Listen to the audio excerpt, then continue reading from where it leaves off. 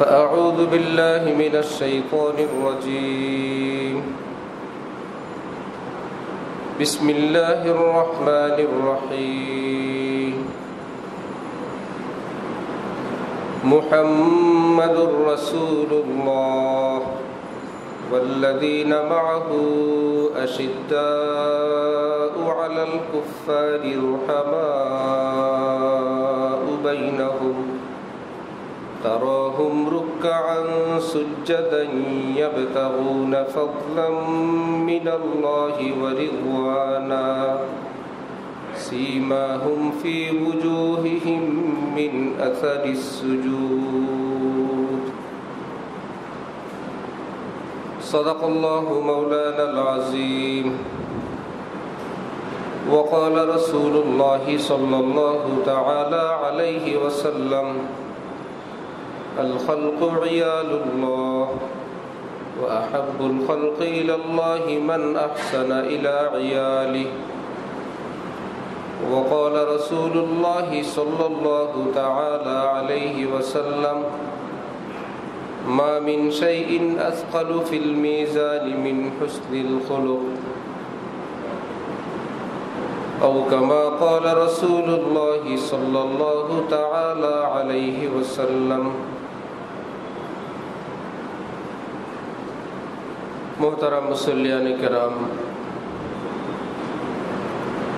আমি আল্লাহ পাক রব্বুল আলামিনের পবিত্র কালামের অংশ বিশেষ তেলাওয়াত করলাম এবং হযরত রাসূল করিম সাল্লাল্লাহু আলাইহি ওয়াসাল্লামের দুই কারা হাদিস শরীফ পাঠ করলাম। আল্লাহ পাক কুরআন শরীফ এবং হাদিস শরীফের কামেল হেদায়েত আমাদের সকলকে নসিব ফরমান। কুরআনে পাক এবং হাদিসে পাকের নূর আমাদের সকলকে নসিব ফরমান।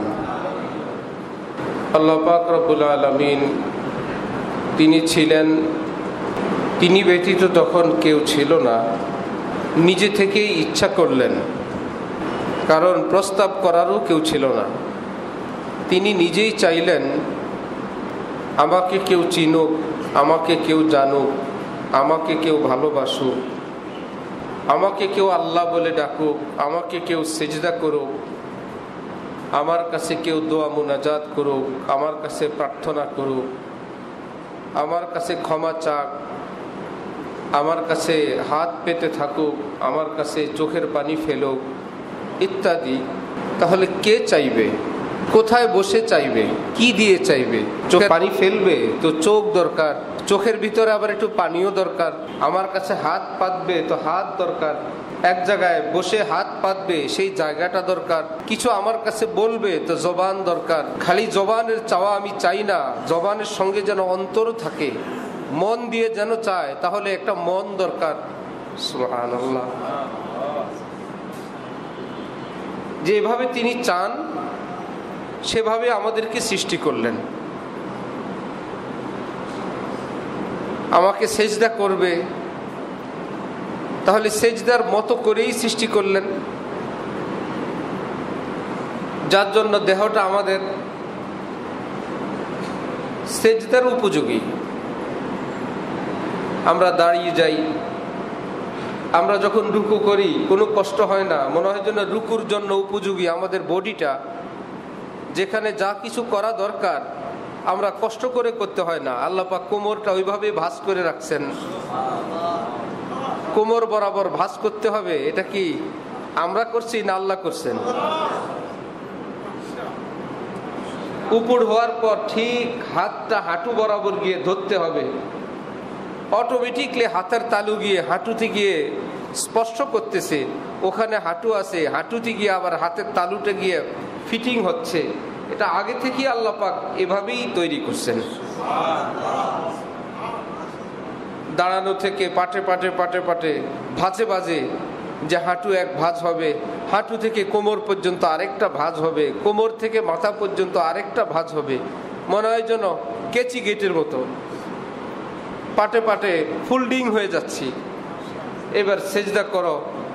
সেজদার জন্য কপাল রাখতে হবে, কোনো কষ্ট নাই, বডিতে কোথাও কোনো ব্যথা নাই যে এই জায়গাটা মনে হয় ভেঙে যাবে, এই জায়গাটা এই সেজদার অনুপযুক্ত, এমন না, একদম সুন্দর। এমনটা কি পেছনে করা যাবে? সেজদার জন্য যতটা আমরা সামনের দিকে করি এই রকম কি পিছনে করা যাবে? ডানে বায়ে করা যাবে? বোঝা যায় এই দেহটাকে সেজদার উপযুক্ত করে আল্লাহ পাক আগেই সৃষ্টি করছেন। এই জন্য কোরআনে পাকে তিনি নিজেই বলেন, ওয়াফি আনফুসিকুম আফালা তুবসিরুন, একটু নিজের দিকে কি তাকাও না? তোমাকে আমি কিভাবে সৃষ্টি করলাম, তোমার দেহের দিকেও কি একটু তাকাও না, একটু লক্ষ্য করো না? আল্লাহ বলতে জিহ্বা লাগবে, জিহ্বার উপরে যদি তালুটা না থাকে আল্লাহ বলতে পারবেন? খেয়াল করেন তো, আল্লাহ বলি তো, আল্লাহ, জিহ্বাটা কোথাও লাগে না? ওই জায়গাটা যদি না থাকে আল্লাহ বলতে পারবেন? আহা, সুবহানাল্লাহ। তিনি জিহ্বা দিয়েছেন, জিহ্বাটা কোথায় গিয়ে লাগলে আল্লাহ হবে সেই জায়গাটা আগেই তৈরি করে রাখছেন। মুহাম্মদ বলতে দুইটা ঠোঁট লাগবে, দুই ঠোঁট ব্যতীত মুহাম্মদ হবে না। মুহাম্মদ, সুবহানাল্লাহ, আগেই দুইটা ঠোঁট দিয়ে রাখছেন। লা ইলাহা ইল্লাল্লাহ মুহাম্মাদুর রাসূল, নাম कैसा है प्यारा मुहम्मद। हजरत वाला कराची আমাদের দাদা হজরত বলেন, नाम कैसा है प्यारा मुहम्मद जिनके सदक़े में ईमान है जान में। কত প্রিয় নাম মুহাম্মদ, যার উসিলা আল্লাহ পাক আমাদের বুকের মধ্যে ঈমান দান করছেন।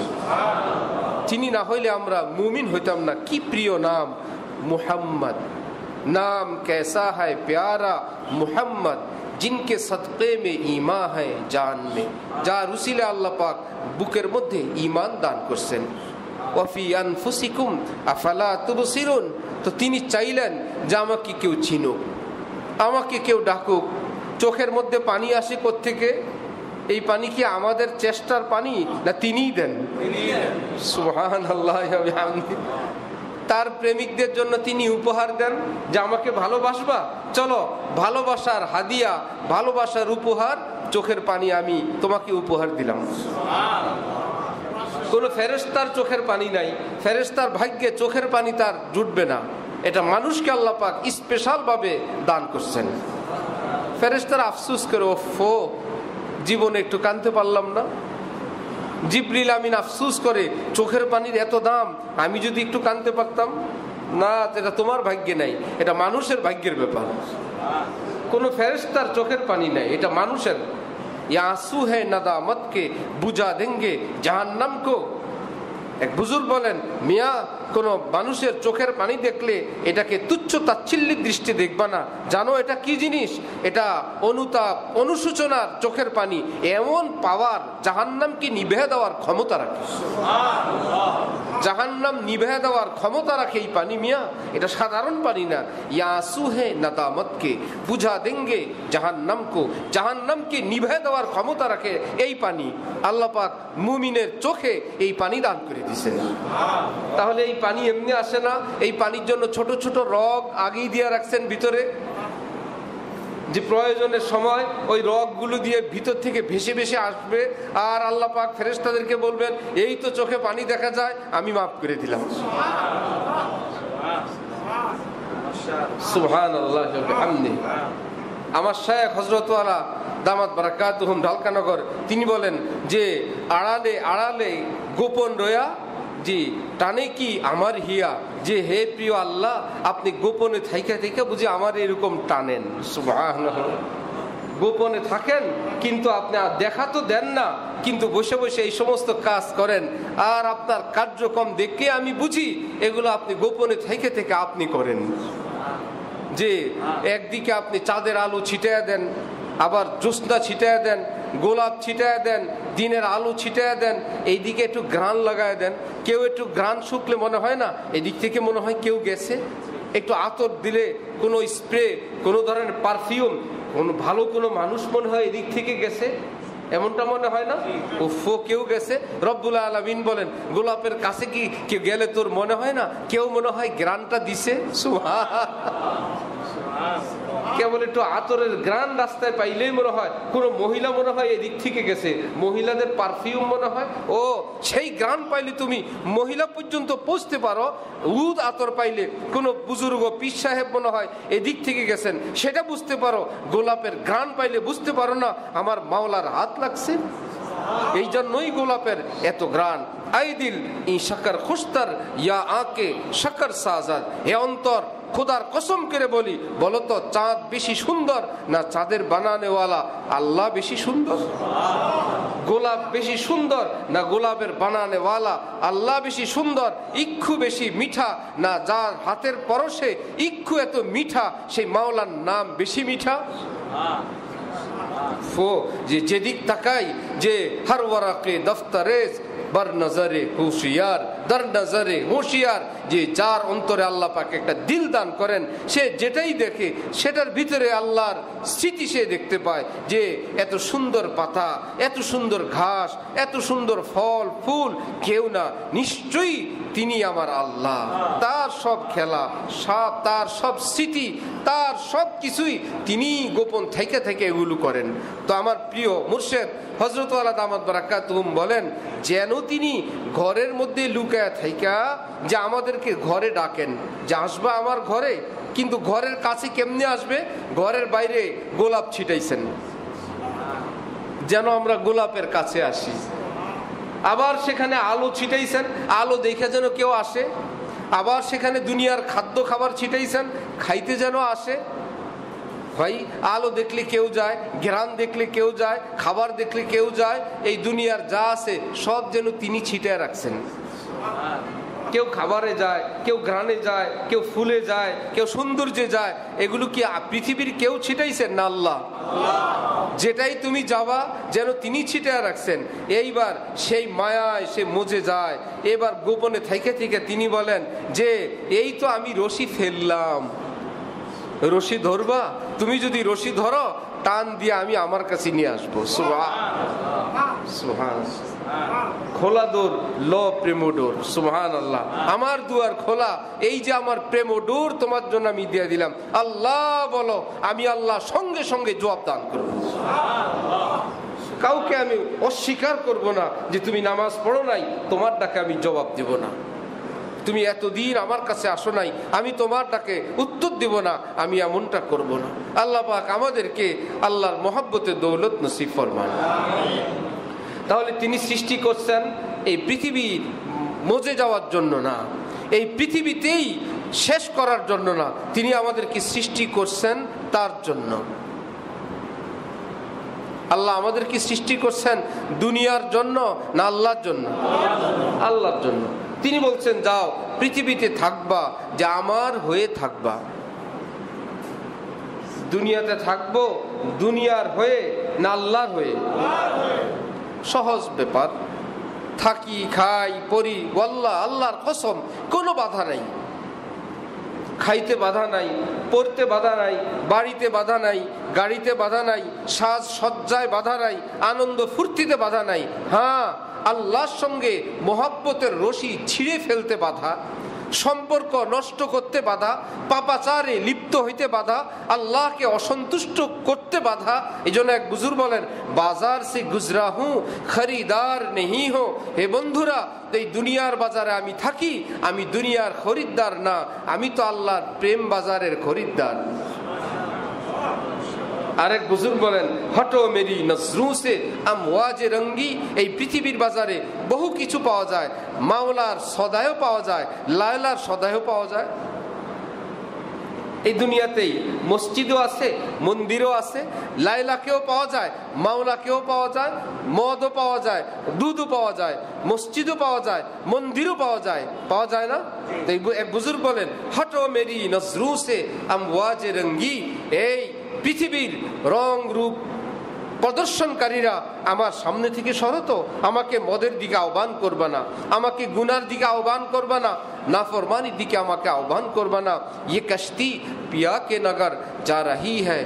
আমার এই জীবনের নাও এ তো আমার মাওলার ঘাটের দিকে ছুটছে, থামানোর চেষ্টা করবা না, আমাকে যেতে দাও আমার প্রিয়র ঘাটে, আমাকে সেজদা করতে দাও, আমাকে আল্লাহকে ডাকতে দাও, আমাকে সুন্নত মোতাবেক চলতে দাও, আমাকে আল্লাহর হুকুম মোতাবেক একটু চলতে দাও। আল্লাহ আমাদেরকে তৌফিক দান করেন।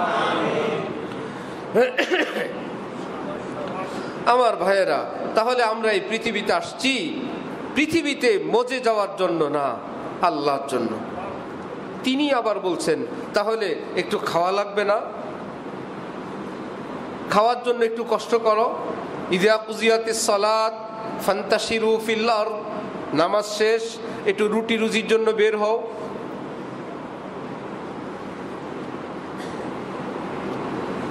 একটু আগে বললাম আমরা পৃথিবীতে আসছি বন্দিগির জন্য। যার বন্দিগি তিনি বলতেছেন নামাজ শেষ, তাহলে চলো রুজির জন্য একটু ফিকির করো, বের হও। ওয়াবতাগু মিন ফাদলিল্লাহ, আল্লাহ পাকের ফজল, আল্লাহ পাকের দেওয়া রিজিক তালাশ করো। তালাশ করতে কখন বলেন? মা বাবা কোনো একটা জিনিস খোঁজ করতে কখন বলেন? যখন সেই জিনিসটা না থাকে, না যখন থাকে?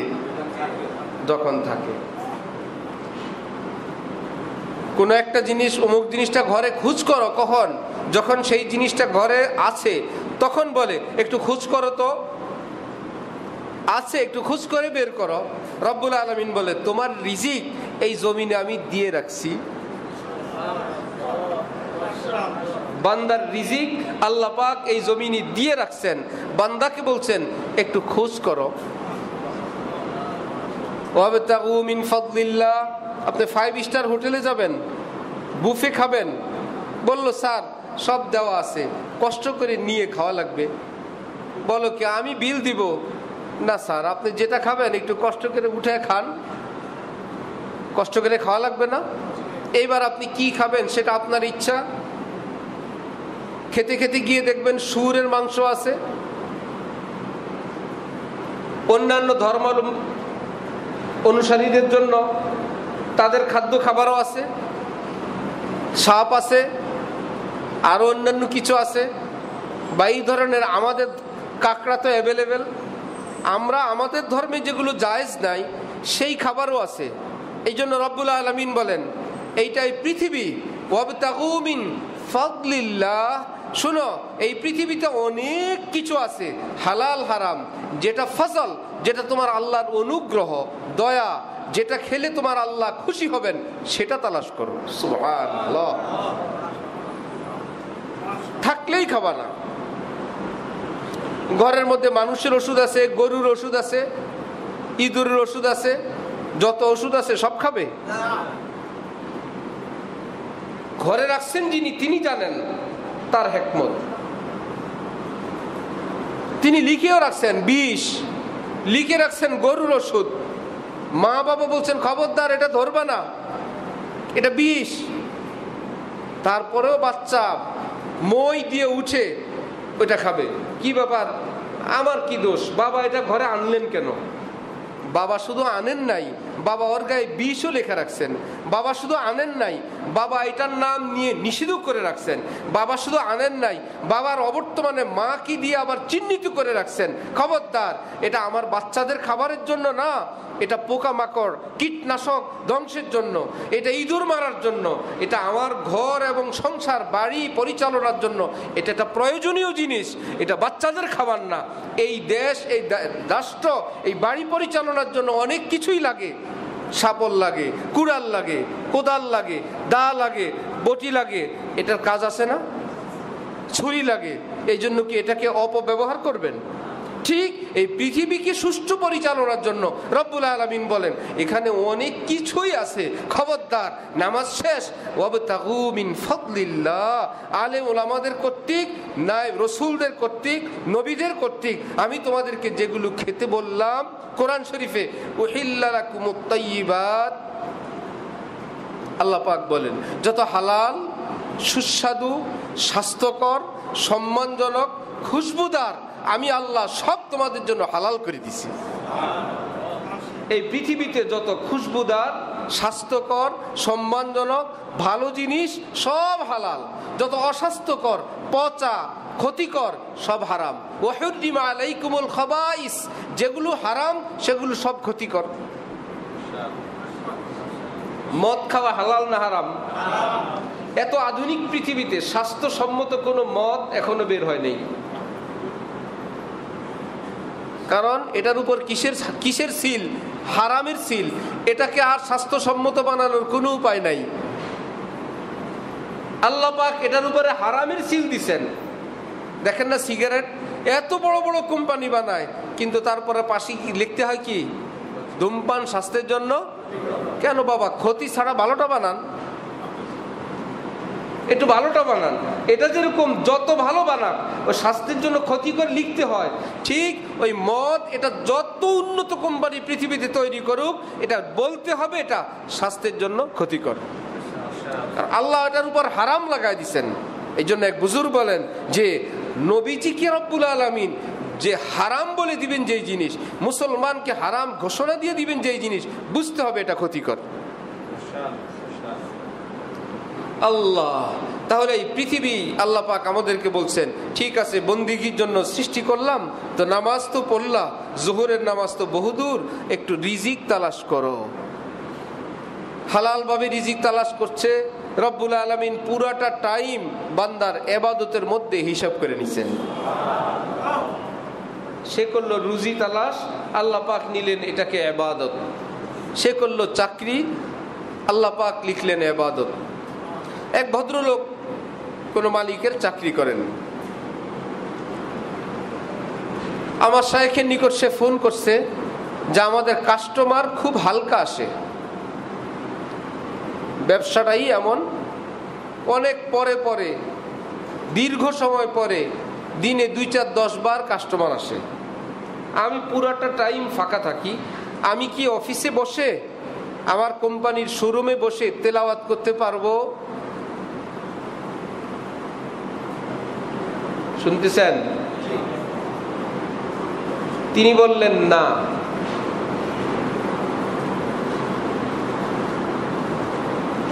ইসলাম কত সুন্দর দেখেন। পীর সাহেব কি কোরআন শরীফ না করার লোক? ওনার উচিত অবশ্যই পারবা। আমি কি ওজিফাগুলো আদায় করতে পারবো এখানে বসে? তিনি বললেন না। কেন? তিনি জবাব দিলেন, এই টাইমটা তোমার মালিকের কাছে বিক্রি করা।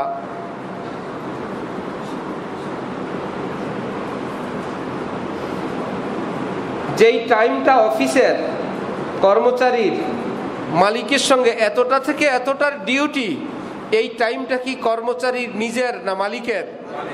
এটা মালিকের টাইম। মালিক যদি তোমাকে বলেন আধা ঘন্টা 1 ঘন্টা তোমার নামাজের খাবারের, এইটুকুন তোমার, বাকিটা মালিকের। হযরত একটু ব্যাখ্যা করলেন, দেখো তুমি যদি তেলাওয়াতে মশগুল থাকো, একজন কাস্টমার আসতে পারেন, এসে যদি দেখেন তুমি তেলাওয়াতে আসো, তাহলে বলবেন যে ঠিক আছে ওনাকে ডিস্টার্ব না করি আরেক দোকানে যাই। উনি তেলাওয়াত করতেছেন, ভাই আমি পাশের দোকানে যাই। তাহলে তেলাওয়াতটাই তোমার উসিলা হয়েছে কিসার? তোমার মালিকের কাস্টমার ভাগানোর। মালিক কি তোমারে কাস্টমার ভাগাইতে চাকরি দিছে?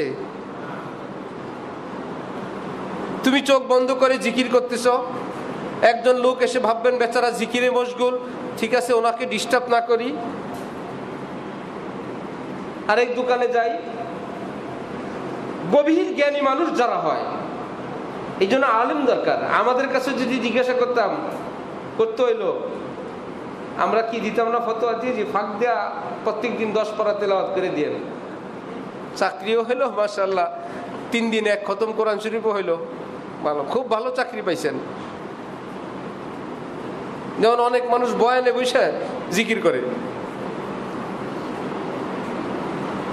বয়ানও চলতেছে, ওনার তসবিও চলতেছে, সামনে বসে মোরাকাবা করে তসবি টিপে, মানে টাইম নাই, একদম আজকে বেহেশতে চলে যাবে।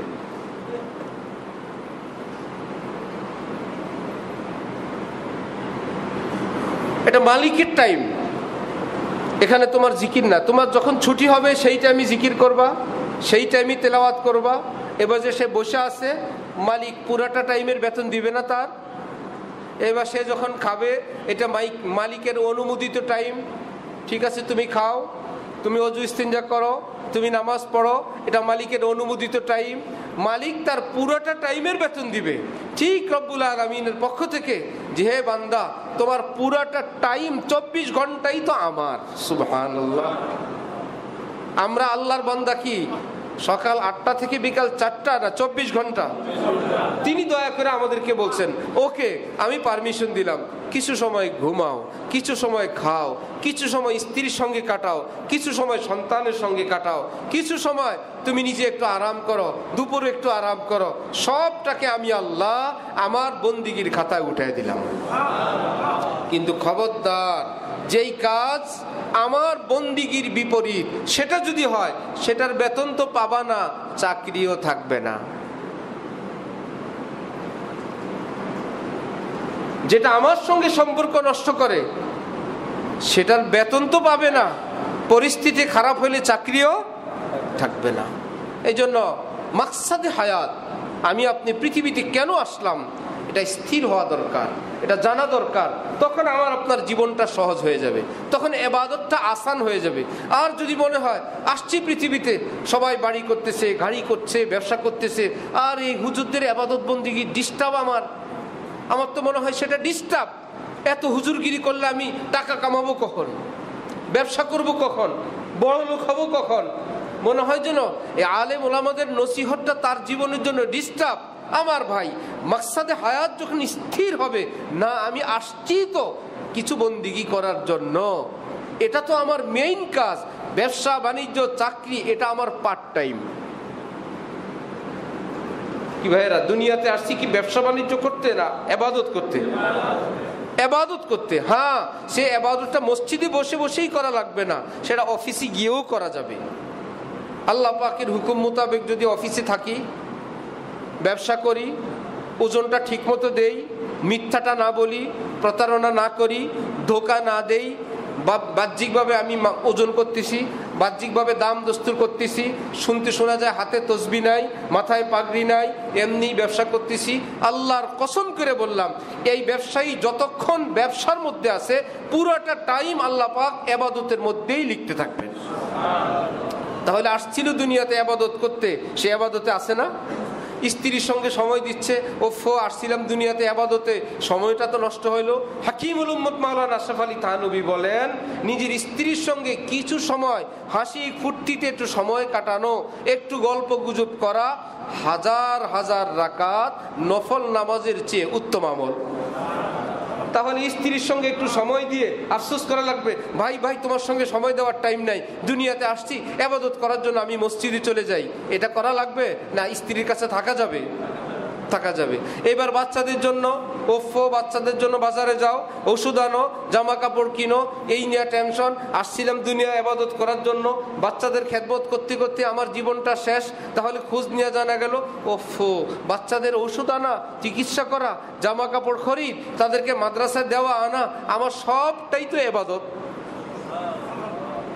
তাহলে আমার গেছিলাম ব্যবসায়, সেটাও ইবাদত, আসলাম বাসায়, সেটাও ইবাদত। এবার যাও বাজারে, বাজারে প্রবেশ করলাম, লা ইলাহা ইল্লাল্লাহ ওয়াহদাহু লা শারীকা লাহ, নেকি আর নেকি, সুবহানাল্লাহ, সদায় করলাম সহিভাবে, তাহলে বাজার করাটাও ইবাদত।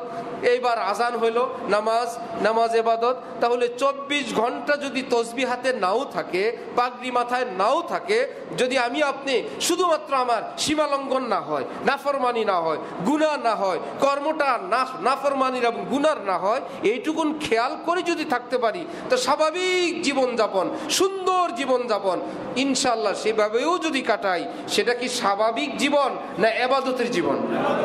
আল্লাহ আমাদেরকে তৌফিক দান করে। আমার ভাই, সেটা সুন্দর জীবন, সেটা নিরাপদ জীবন, সেটা সম্মানের জীবন। আল্লাহ আমাদেরকে তৌফিক দান করেন। হাদিস শরীফ আছে, রাসূল সাল্লাল্লাহু আলাইহি ওয়াসাল্লাম ইরশাদ করেন, কোন মানুষ যতক্ষণ পর্যন্ত অন্য কোনো মানুষের উপকারে মশগুল থাকে, যে কোনো একজন মানুষ অন্য আরেকজন মানুষের, খুব খেয়াল করবেন, মুসলমানের বলেন নাই, হুজুরের বলেন নাই, পীর সাহেবের বলেন নাই, আমির সাহেবের বলেন নাই, অন্য একজন বান্দার।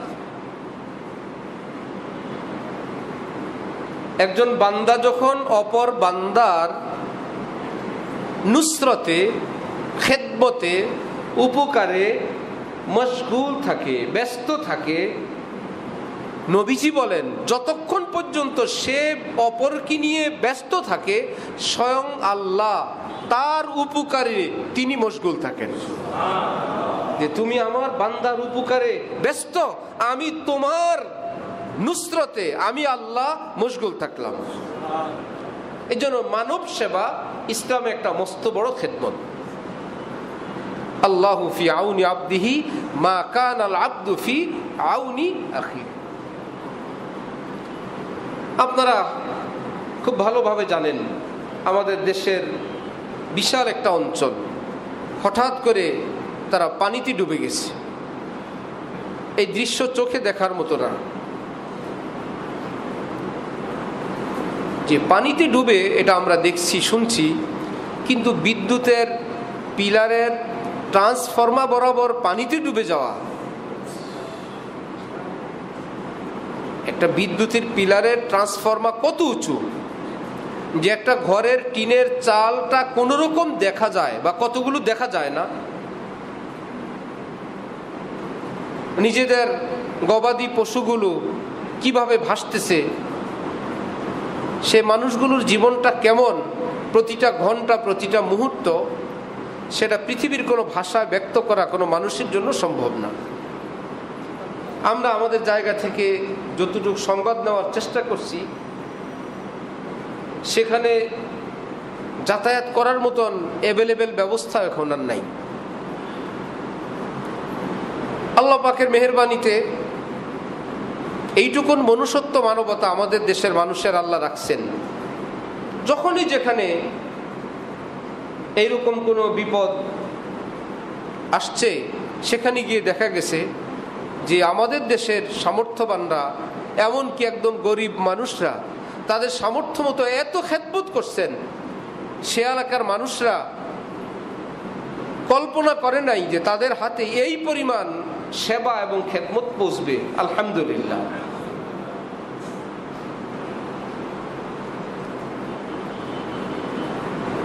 আমাদের প্রতিবেশীরা আমাদের উপর যেই অমানবিক আচরণ করলো, তারা তাদের প্রতিশোধ নিচ্ছে, তাদের মনের জেদ এবং মনের ঝাল মিটাইতেছে। আমরা আল্লাহ পাকের কাছে ফরিয়াদ করব, আল্লাহ যেন সেটার উপযুক্ত বিচার করে দেন। এই ছাড়া আমাদের আর কোনো কিছুই নেই। এজন্য নিজের জায়গায় আপনার জানা মতন যে যেখানে পারতেছেন সর্বোচ্চ মাত্রার সেবা করবেন। তাদেরও একদিন আমাদের মতন সবই ছিল, যাদের ভিটি মাটি আজকে বিল্ডিং ধসে যাইতেছে, ঘর বাড়ি, সোফা, খাট, ফ্রিজ পানিতে তলায় নিঃস্ব হয়ে যাইতেছেন। আমার আপনার আজকে আছে, তাদেরও তো একদিন ছিল। কারো বাড়িতে গিয়ে আশ্রয় নিচ্ছেন, এক মুঠ ভাত, একটু পিঠ লাগানোর জায়গা, এক ঢোক পানি, একটু ওয়াশরুমে যাওয়ার সম্মানের সঙ্গে একটু ব্যবস্থা। কি মানবিক বিপর্যয়! আল্লাহ পাক দ্রুত যেন এই বিপদ থেকে আমাদের সেই ভাই বোনদেরকে উদ্ধার করেন। সব জায়গা থেকেই আল্লাহ পাকের মেহেরবানিতে ত্রাণ নিয়ে সেখানে পৌঁছতেছে। রাষ্ট্রীয়ভাবে, সামাজিকভাবে, ব্যক্তিগতভাবেও আমাদের চরমনাই হজরত সারা দেশ থেকে ওনাদের সংগঠনের পক্ষ থেকে ত্রাণ কালেকশন করতেছেন। ওনাদের সদস্য এবং কর্মী বাহিনী আছে যথেষ্ট, আল্লাহর রহমতে। আমাদের মসজিদের বাইরেও আজকে ওনারা দাঁড়াবেন। আপনারা যারা চান সেখানে পৌঁছাবেন। আমরা আমাদের মাদ্রাসা মার্কাজুল ইহসান থেকে আগেই বিবৃতি দিছি, এবং বাদামতলির পক্ষ থেকে বিশিষ্ট কয়েকজন ব্যবসায়ী আমাদের হাজি আব্দুল লতিফ সাহেবের জামাই আলহাজ হুমায়ুন কবির সাহেব সহ আরও কয়েকজন বিশিষ্ট ব্যবসায়ীদের জামাত হাজি হুমায়ুন সাহেব গতকালে পাঠাইতেন অনেক বিশাল বড় একটা খাদ্যের জাহাজ, কিন্তু সেখানে ত্রাণ পৌঁছানোর কোনো যথাযথ কোনো ব্যবস্থা খুঁজে পাওয়া যায় না, রোড ঘাট। তা আমরা শীঘ্রই আমরাও পাঠাবো ইনশাল্লাহ। যারা আজকে চরমনাই সাথীদের কাছে জমা দিতে চান গেটে দিবেন, যারা আমাদের কাছে দিতে চান তারা নামাজের পরে আমাদের সঙ্গে অথবা পরবর্তীতে ইমাম সাহেব আছেন, হাজি হুমায়ুন সাহেব আছেন, আমাদের আব্দুল কাদের জিলানি মেয়ে আছেন, ওনাদের সঙ্গে যোগাযোগ করলে আমরা আরও বড়সড় করে বর্তমানে এবং বন্যা পরবর্তীতে পুনর্বাসন হলো তাদের জন্য আরও বড় বিপদ, আরও বড় ঝুঁকি। সাধারণত বন্যার সময় গিয়ে অনেকেই খাদ্য খাবার তো পৌঁছাইতে থাকে, যখন পানি টান দেয় তারা ঘর বাড়িতে গিয়ে থাকার মতন আর কোনো ব্যবস্থা থাকে না। কেউ তখন ত্রাণ নিয়েও তাদের কাছে যায় না, তখন প্রয়োজন হয় তাদের আর্থিক প্রয়োজন, টিন দরকার, খুঁটি দরকার, ঘর দরকার বা আর্থিক প্রয়োজন। সেজন্য আমরা এখন নগদ যেটা সেটা এবং পরবর্তীর জন্য আমাদের একটা দীর্ঘ কার্যক্রম চলতে থাকবে। সর্বোচ্চ মাত্রার চেষ্টা করব এই 200, 500, 100 সেটা দিবেন সেই ব্যক্তি যার সামর্থ্যই আছে 100, 500, যার সামর্থ্য আছে 5,000, 10,000, 50,000, 1 লাখ, 5 লাখ, 10 লাখের, তারা সামর্থ্য অনুযায়ী সেই রকম খেদমত করবেন। এই রকম টাকা পয়সা নিজের কাছে রেখে দেওয়া এটা ইসলামিক দৃষ্টিতে যে ওই হাদিস শরীফ যাদের ধন দৌলত গলায় ঝুলে আল্লাহ পাক কিয়ামতের দিন সাপ বানাবেন না, তাদেরকে দংশন করতে বলবেন আর বলতে থাকবে আনা মালুকা আনা কানজুকা, আমি তোমার সেই মাল, আমি তোমার সেই সম্পদ যে বিপদগ্রস্ত মানুষের সাহায্য করে নাই, আজকে আমি তোমাকে দংশন করতেছি। টাকা ব্যাংকে থাকলো, বিল্ডিংয়ে থাকলো, বাড়িতে থাকলো, কি হইল এটা? এই জন্য আমরা বলি, আলিম ওলামারা বলেন, কেউ আছেন পাহারাদার, কেউ আছেন মালদার। ব্যাংকের কাউন্টারে যারা বসেন, কোটি কোটি টাকা যারা প্রতিদিন লেনদেন করেন, নগদ প্রদান নগদ গ্রহণ, তারা কি মালদার না পাহারাদার? ওখান থেকে কোনো টাকা বাড়িতে নিতে পারেন? যে আল্লাহর রহমতে আপনাদের দোয়ায় কোটি কোটি টাকা আল্লাহ হাতানোর তৌফিক দেন হুজুর, আল্লাহর রহমতে অনেক আমদানি, অনেক রফতানি। সবাই বলবে খুশি হয়েন না, এগুলো আপনার না, এগুলো আপনি নিতেও পারবেন না, খেতেও পারবেন না। আসে আর যায়, আসে আর যায়, কোটি কোটি টাকা আসে, কোটি কোটি টাকা যায়। এই লোকের এখান থেকে ধরতেও পারে না, খেতেও পারে না। এই লোক যে এত টাকা হাতায়, এই লোকের নাম কোটিপতি না, মালদার না, এই লোক হলো কি পাহারাদার।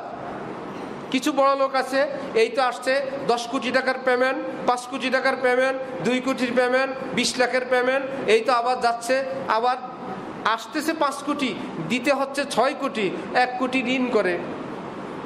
এত বড় লোক, কিন্তু পেমেন্ট দেওয়ার সময় আরও ঋণগ্রস্ত, ধার কর্জ করে এই 6 কোটি দিতে হয়েছে। পরের দিন আবার আসছে, আবার দিচ্ছে, আবার আসছে, হাহা কোনো রকম বাসার বাজার করবে সেই টাকাও নাই। দান সৎকা করা তো পরের কথা, এর মধ্যে লাভ যাই হয়েছিল, এর মধ্যে জমি একটা কিনে ফেলছে, বাড়ি আরেকটা কিনে ফেলছে, ওইটার টাকা দিতে দিতে ব্যবসার টাকা, মানে এমন পরিস্থিতি, খাওয়া পড়ারও সুযোগ নাই, দান করারও সুযোগ নাই, বিপদগ্রস্ত মানুষের দিক তাকানোরও সুযোগ নাই। এই লোক কি মালদার না পাহারাদার? মালদারকে যে আল্লাহ আমাকে দিছেন, ওয়াফি আমওয়ালিহিম হাক্কুন লিসসাইলি ওয়াল মাহরুম। কোরআন শরীফে রব্বুল আলামিন বলছেন, ঘরে অভিভাবক কেউ যদি আমেরিকা থাকে, আরব দেশে থাকে, তাহলে ঘরের সকলের নামে অ্যাকাউন্ট থাকে না একজনের নামে? আপনাদের পরিবারে কি ঘরে যদি 10 জন সদস্য, অ্যাকাউন্ট কি 10টা থাকে না একটা থাকে? টাকা আসে একজনের নামে। সে একজন যদি বলে এগুলো সব আমার, কেন আমার নামে আসছে না? আপনার নামে আসছে, টাকাগুলো সবার। একজনের নামে আসে, টাকাগুলো সবার, এখানে সবার ভাগ আছে। কোরআন শরীফে রব্বুল আলামিন ধনীদেরকে লক্ষ্য করে বলেন, শুনো, তোমার অ্যাকাউন্টে আসছে, টাকাগুলো সব তোমার না। ধনীদেরকে আল্লাহ পাক বলতেছেন, ওয়াফি আমওয়ালিহিম, হ্যাঁ ধনীরা, তোমাদের মালে হক্কুন, অধিকার আছে, লিসসাইলি, যারা তোমার কাছে প্রার্থনা করবে, হাত পাতবে, তাদের, ওয়াল মাহরুম, আর কেউ আছে হাত পাতবে না, বিপদে পড়বে, বঞ্চিত, পানিতে ডুববে, তাদের। এই জন্য আল্লাহ পাক যাদেরকে সামর্থ্য দিয়েছেন অনেক বড়ভাবে আপনি নিজে করেন, অথবা যে কোনো মাধ্যমে করেন, অথবা আপনারা নিজের একটা সোসাইটি করেন, আপনারা খেদমতের চেষ্টা করবেন। আল্লাহ আমাদেরকে খুব তৌফিক দান করেন। ওয়া আখিরু দাওয়ানা আলহামদুলিল্লাহি রাব্বিল আলামিন।